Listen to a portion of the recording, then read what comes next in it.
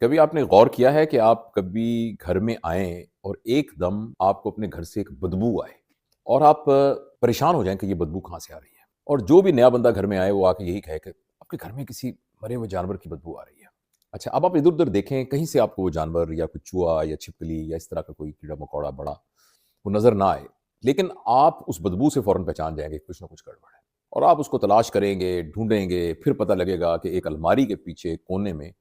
ایک چھوٹا سا چوہا مرا پڑا ہے، اور جب تک آپ اس کو پکڑ کے باہر نہیں نکالیں گے اس وقت تک پورے گھر کے اندر ایک سڑاند، ایک بدبو وہ پھیلی رہے گی۔ یہ میں نے بات آپ کو اس طرح بتائی ہے کہ بعض اوقات انسان کا جو رویہ ہے وہ بہت ہی ناقابل برداشت ہوتا ہے،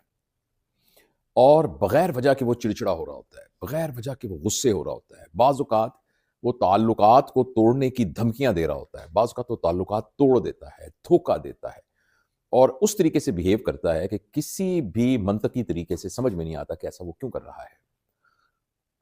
یہ بالکل اس کی ایک بہت بڑی وجہ یہ ہوتی ہے کہ جو کچھ وہ شعوری طور پر کر رہا ہے اس کے پیچھے، اس کے لاشعور کے اندر، تحت الشعور کے اندر کوئی نہ کوئی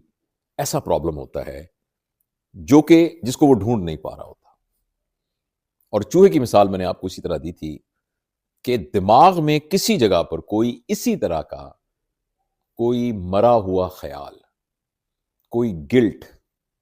کسی بات پر پچھتاوا، کوئی نفرت،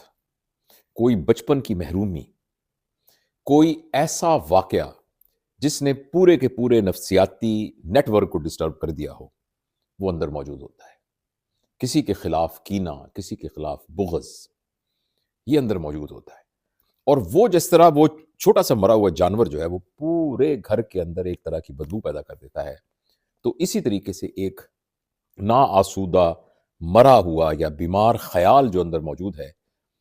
وہ پورے کے پورے شعوری عمل کو اس طریقے سے متاثر کر دیتا ہے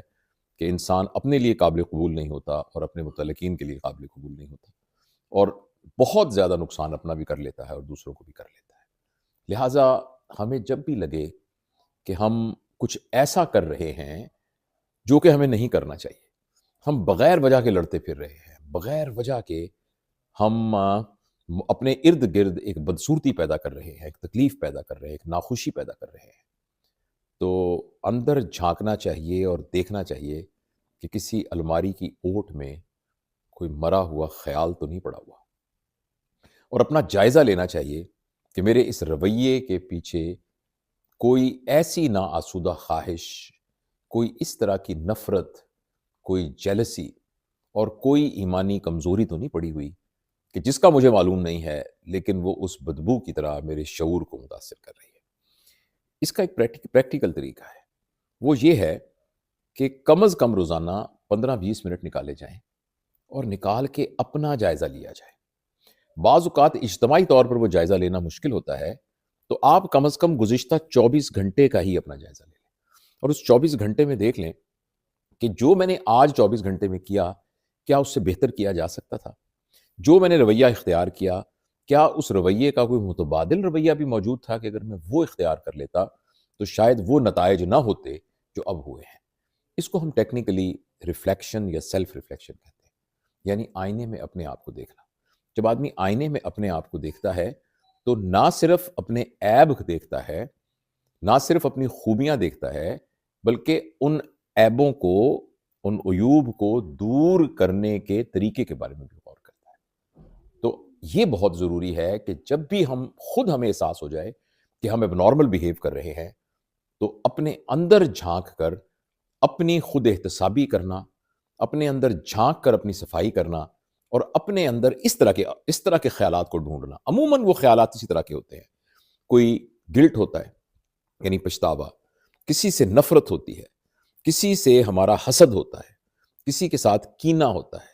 بغض ہوتا ہے، اپنی کوئی کمی ہے جس کو ہم چھپانا چاہتے ہیں۔ تو ان تمام چیزوں کا اگر ہمیں ادراک ہو جائے تو ہم اس کی اصلاح کر سکتے ہیں، جس کی وجہ سے ہمارا رویہ یکسر تبدیل ہو سکتا ہے۔